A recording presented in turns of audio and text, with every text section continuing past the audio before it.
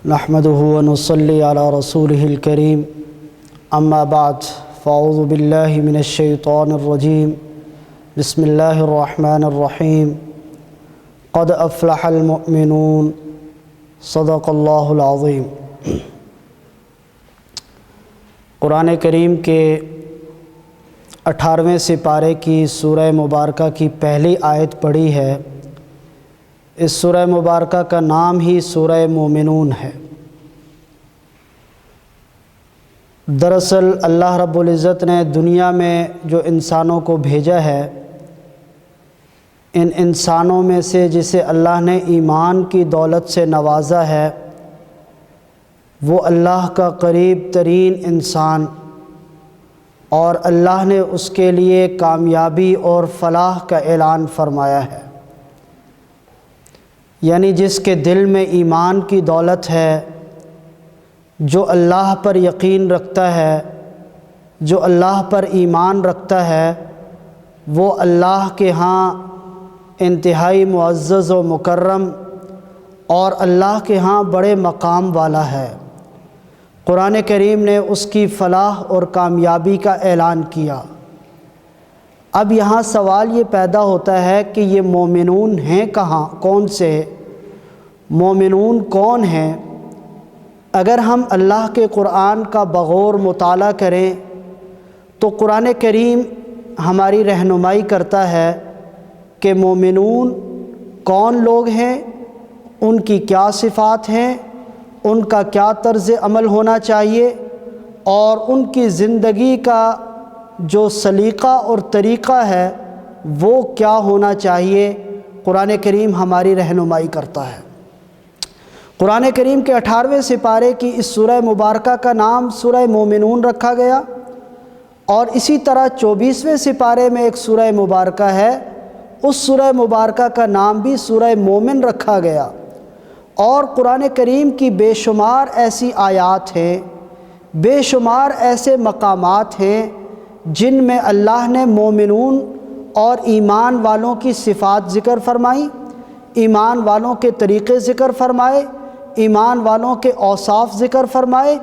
اور پھر باقی لوگوں کو یہ ترغیب دی گئی، باقی لوگوں کو اس جانب راغب کرنے کی کوشش کی گئی کہ یہ اللہ کے مقرب ہیں، یہ اللہ کے برگزیدہ لوگ ہیں، یہ ایمان والے ہیں، تمہیں بھی ان کی پیروی کرنی چاہیے اور ان جیسی صفات اپنانی چاہیے۔ آئیے ہم قرآن کریم کا جائزہ لیتے ہیں کہ قرآن کریم ہماری کس انداز میں رہنمائی کرتا ہے اور قرآن نے کن لوگوں کو مومن قرار دیا۔ یہ آیت نمبر 177 ہے، اسے آیت البر بھی کہا گیا۔ اس میں ارشاد فرمایا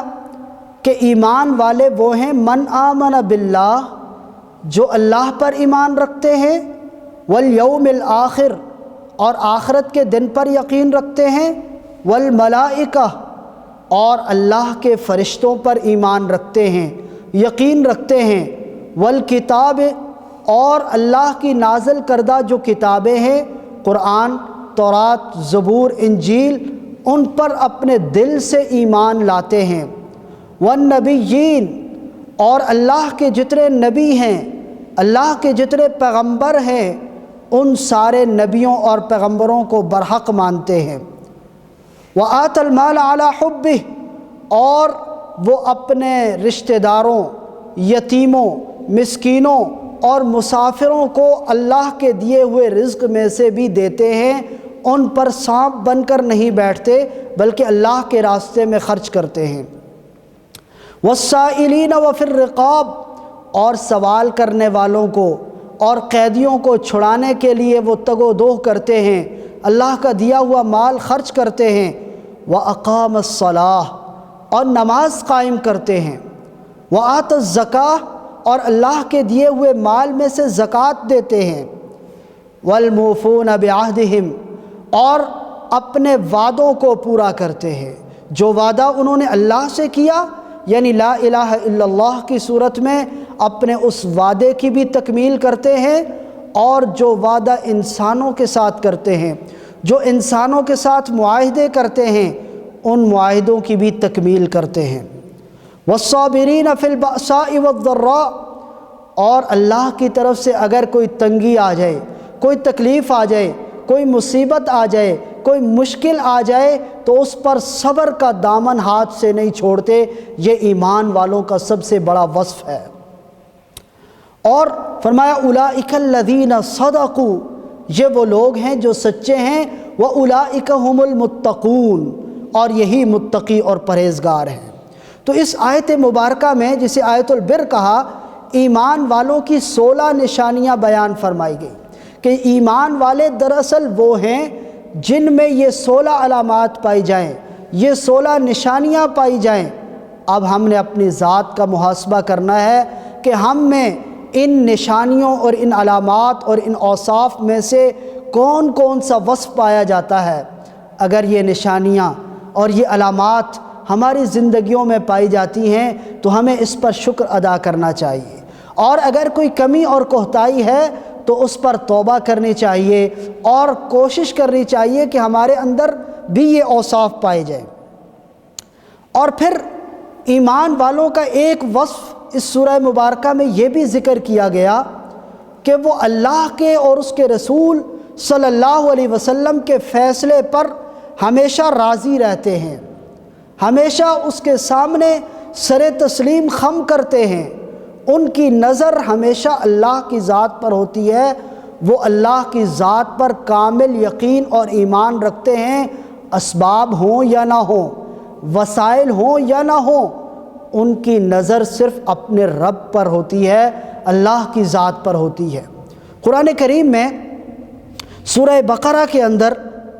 مسلمانوں کے غزوات کا ذکر فرمایا گیا کہ جن میں مسلمانوں نے حصہ لیا۔ حضرات صحابہ کرام رضوان اللہ تعالیٰ علیہم اجمعین کی خوبصورت مثال ہمارے سامنے پیش کی گئی۔ سورہ بقرہ آیت نمبر 123 میں غزوہ بدر کا ذکر فرمایا اور ارشاد فرمایا کہ غزوہ بدر کے موقع پر چند مسلمان ایک بہت بڑے لشکر کے مقابلے میں آئے محض اللہ کے توکل اور بھروسے پر، اور اللہ نے ان کو فتح اور کامیابی اور کامرانی نصیب فرمائی۔ اور اس کے بعد غزوہ احد کا ذکر فرمایا، اور غزوہ احد کا ذکر کرتے ہوئے قرآن کریم کی اس سورہ مبارکہ میں بتایا گیا کہ یہ وہ غزوہ ہے کہ جس میں مسلمانوں کے مقابلے میں کفار کا لشکر وہ بڑے ساز و سامان اور اسلحے سے لیس، روایات میں آتا ہے کہ قریش کے لشکر میں 3000 جنگجو تھے، اور ان 3000 جنگجوؤں میں سے 200 گھڑ سوار اور 700 زرہ پوش اور 3000 اونٹ، اور اس لشکر کے ساتھ نہ صرف مرد بلکہ 500 خواتین کو بھی لایا گیا کہ جو لشکر کے لوگوں کو ابھاریں، طرح طرح کے اشعار پڑھ کر ان کو جنگ کے اوپر اور مسلمانوں کے خلاف بھڑکائیں۔ اور دوسری طرف اسلامی لشکر اگر اس کا جائزہ لیا جائے تو اسلامی لشکر صرف 700 افراد پر مشتمل اور بے سر و سامان، ٹوٹی ہوئی تلواریں ہیں اور زریں نہیں ہیں، اونٹوں پر سوار ہیں، گھوڑے نہیں ہیں، لیکن اس کے مقابلے میں اللہ نے اہل ایمان کو فتح نصیب فرمائی۔ قرآن کریم اس کی نشاندہی کرتا ہے اور فتح کے اسباب ذکر کرتے ہوئے ہماری رہنمائی کرتا ہے کہ ان میں سے سب سے بڑا سبب وہ اللہ کی ذات پر بھروسہ تھا، وہ اللہ کی ذات پر بھروسہ تھا، وہ اللہ کی ذات پر ایمان تھا، وہ اللہ کی ذات پر کامل یقین تھا۔ جب ہمارا ایمان، ہمارا کامل یقین، ہمارا بھروسہ اللہ کی ذات پر ہو اور وہ صفات جو ان مومنین میں پائی جاتی تھی وہ ہم اپنے اندر بھی پیدا کر لیں تو آج بھی ہمارے لیے فضائے بدر پیدا ہو سکتی ہے۔ فضائے بدر پیدا کر فرشتے تیری نصرت کو اتر سکتے ہیں گردوں سے، قطار اندر قطار اب بھی۔ ضرورت اس امر کی ہے کہ آج بھی وہ اوصاف پیدا کیے جائیں جو حضرات صحابہ کرام رضوان اللہ تعالیٰ علیہ مجمعین میں تھے۔ فرمایا یا ایھا الذین آمنوا اصبروا وصابروا ورابطوا واتقوا اللہ لعلکم تفلحون، سورہ آل عمران آیت نمبر 200۔ اس میں اللہ رب العزت نے اہل ایمان کی 4 صفات ذکر فرمائی۔ سب سے پہلی صفت کیا ہے؟ آمنوا اصبروا، وہ اللہ کی طرف سے آنے والی آزمائشوں اور تکلیفوں پر صبر کا مظاہرہ کرتے ہیں۔ وصابروا، اور یہ دوسرا وصف ہے مصابرہ، یعنی دشمن کے مقابلے میں ہمیشہ ثابت قدم رہتے ہیں۔ ورابطوا، اور مضبوط قدم رہتے ہیں، مرابطہ، یہ تیسری صفت ہے۔ اور واتقوا اللہ، چوتھا وصف یہ ہے کہ وہ اللہ سے ڈرتے ہیں، ان کے دل میں تقوی جیسی عظیم صفت پائی جاتی ہے جس کے نتیجے میں وہ اللہ کے امتحانات پر، اللہ کی طرف سے آنے والی آزمائشوں پر اور اللہ کی طرف سے آنے والے سارے حالات پر صبر کا مظاہرہ کرتے ہیں، استقامت کے ساتھ اللہ کے دین پر ڈٹے رہتے ہیں۔ یہ اہل ایمان کا وصف ہے۔ قرآن کریم کے 7ویں سپارے کی سورہ انعام کے اندر اللہ رب العزت نے مومن کی مثال ایک نور کے ساتھ دی ہے اور مومن کو زندہ قرار دیا۔ فرمایا اومن کان میتا فاحییناہ وجعلنا لہ نورا یمشی بہ فی الناس کمن مثلہ فی الظلمات لیس بخارج منہا کذالک زین للکافرین ما کانوا یعملون، یعنی جو مومن ہے وہ ایک زندہ چیز کی طرح ہے، اس کی مثال نور کی سی ہے، اور کافر اس کی مثال مردہ کی سی ہے،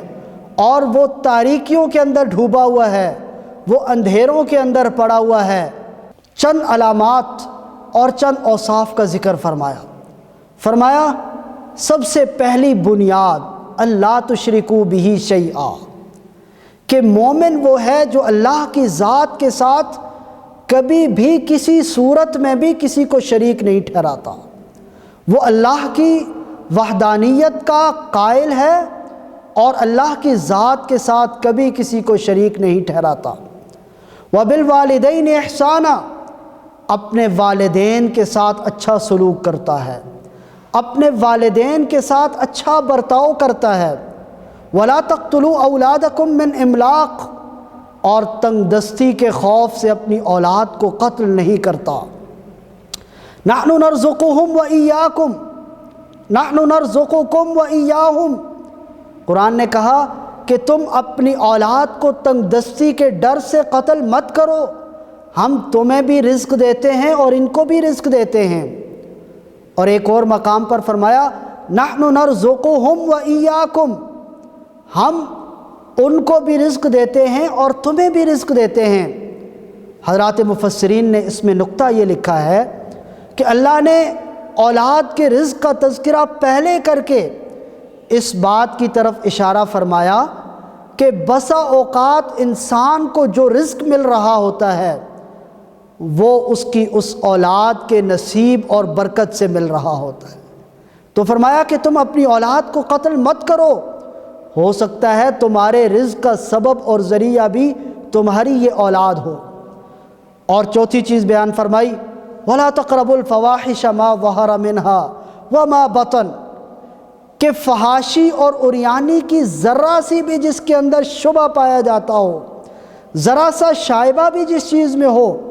اس کے قریب بھی مت پھٹکو، کیونکہ مومن اس کے دل کو اللہ نے پاکیزہ بنا رکھا ہے، اس کے ظاہری وجود کو اللہ نے پاکیزہ بنا رکھا ہے، وہ بے حیائی، فحاشی اور عریانی کے قریب بھی نہیں جاتا۔ اور آگے ارشاد فرمایا وَلَا تَقْتُلُوا النَّفْسَ الَّتِي حَرَّمَ اللَّهُ إِلَّا بِالْحَقِّ، کہ جس جان کو اللہ نے تمہارے لیے حرام قرار دیا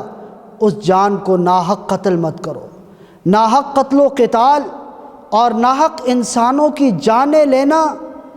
یہ ایمان والے کا وصف ہرگز نہیں ہو سکتا۔ تو قرآن کریم نے کہا وَلَا تَقْتُلُوا النَّفْسَ الَّتِي حَرَّمَ اللَّهُ إِلَّا بِالْحَقِّ، کہ ایسی جانوں کو جن کو اللہ نے تمہارے اوپر حرام قرار دیا ان کو قتل مت کرو۔ اور آگے فرمایا وَلَا تَقْرَبُوا مَالَ الْيَتِيمِ، ایمان والے کا ایک وصف یہ ہے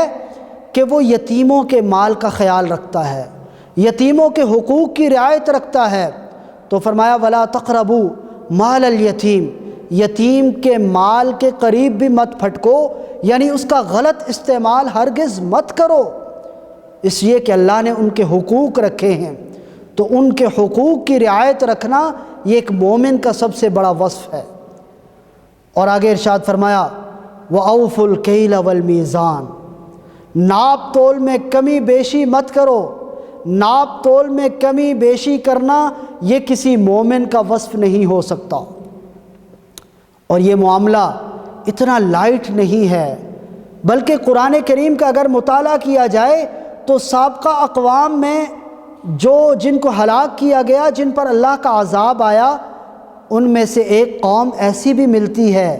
کہ جسے ناپ تول میں کمی کے جرم میں اللہ کے عذاب کا سامنا کرنا پڑا۔ قوم شعیب، جنہیں اصحاب مدین کہا جاتا ہے، ان کے جرائم میں سے ایک بڑا جرم جو قرآن نے ذکر کیا وہ یہ تھا کہ وہ ناپ تول میں کمی کیا کرتے تھے۔ آج ہمیں اپنے معاشرے کا جائزہ لینا چاہیے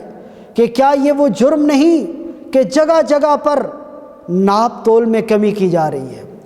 اور ناپ تول میں کمی اوف الکیل والمیزان سے مراد صرف ناپ تول کی کمی نہیں بلکہ حقوق کی پوری ادائیگی بھی ہے، یعنی تمہارے ذمے جو حقوق ہیں ان کو پورا ادا کرو، اگر ان حقوق کی ادائیگی میں کوئی کمی رہ گئی تو وہ بھی ناپ تول کی کمی میں آئے گا۔ تو فرمایا مومن وہ ناپ تول میں کمی نہیں کرتا۔ اور آگے ارشاد فرمایا وَإِذَا قُلْتُمْ فَعْدِلُوا وَلَوْ كَانَ ذَا قُرْبَى، مومن کا وصف یہ بیان فرمایا کہ اگر اسے کہیں عادل بنا دیا جائے، کہیں منصف بنا دیا جائے، کہیں اسے جج بنا دیا جائے تو وہ انصاف کے عین تقاضوں کے مطابق فیصلے کرتا ہے، وہ انصاف اور قانون کی بالادستی پر یقین رکھتا ہے۔ وَلَوْ كَانَ ذَا قُرْبَى، اگرچہ اس کے رشتہ دار اور عزیز و اقارب ہی کیوں نہ ہوں، وہ انصاف کی بات کرنے سے نہیں چوکتا۔ تو یہ ایک مومن کا وصف ہے کہ وہ ہمیشہ انصاف اور عدل کا علم بلند رکھتا ہے، اس کو ہرگز نیچا نہیں ہونے دیتا۔ اور آگے ارشاد فرمایا وَبِعَهْدِ اللَّهِ أَوْفُوا، اللہ کے وعدے کو پورا کرو۔ اور وہ کون سا وعدہ ہے؟ أَلَسْتُ بِرَبِّكُمْ، ایک وہ وعدہ الست کہ سارے انسانوں کو اللہ نے جمع کر کے فرمایا تھا أَلَسْتُ بِرَبِّكُمْ، کیا میں تمہارا رب نہیں ہوں؟ اس کے جواب میں سب نے بیک زبان کہا تھا بلا، کیوں نہیں، آپ ہی ہمارے رب ہیں۔ تو اللہ کی ربوبیت کے اقرار کا وعدہ فرمایا کہ اس وعدے کو پورا کرو۔ اور یا اس سے وہ مراد ہو سکتا ہے جو ہم انسان باہمی معاملات میں ایک دوسرے کے ساتھ وعدہ کرتے ہیں، ایک دوسرے کے ساتھ معاہدے کرتے ہیں، ان وعدوں اور معاہدوں کو پورا کرنے کا حکم دیا گیا۔ اور پھر یہ ساری چیزیں ذکر کرنے کے بعد قرآن کریم نے ارشاد فرمایا وَأَنَّ هَذَا صِرَاطِي مُسْتَقِيمًا، آج سارے انسان صراط مستقیم کی تلاش میں ہیں، سیدھے راستے کی تلاش میں ہیں۔ قرآن کریم نے ان اوصاف کا ذکر کرنے کے بعد ارشاد فرمایا کہ جس شخص میں یہ اوصاف پائے جائیں، یہ صفات پائی جائیں، یہ کمالات پائے جائیں، فرمایا کہ وہ سیدھے راستے پر ہے۔ ان اوصاف کا اپنی زندگی کے اندر اپنی زندگی کا حصہ بنا لینا یہ دراصل سیدھے راستے کا انتخاب ہے۔ تو قرآن کریم کی سورہ انعام کی آیت نمبر 151 اور 152 ہماری رہنمائی کرتی ہے۔ سورہ انعام کی ان دو آیات میں مومن کی 10 علامات بیان کر کے یہ ترغیب دی گئی ہے کہ آپ بھی یہ صفات اپنے اندر لے آئیں، ان کو اپنی زندگی کا حصہ بنا لیں، تو آپ بھی صراط مستقیم پر ہوں گے، سیدھے راستے پر چلنے والے ہوں گے۔ یہ چند مومنین کے اوصاف تھے جو میں نے آپ کے سامنے بیان کیے۔ دعا کیجئے اللہ پاک جو کچھ کہا سنا اس پر عمل کرنے کی توفیق عطا فرمائے۔ وآخر دعوانا ان الحمد للہ رب العالمین۔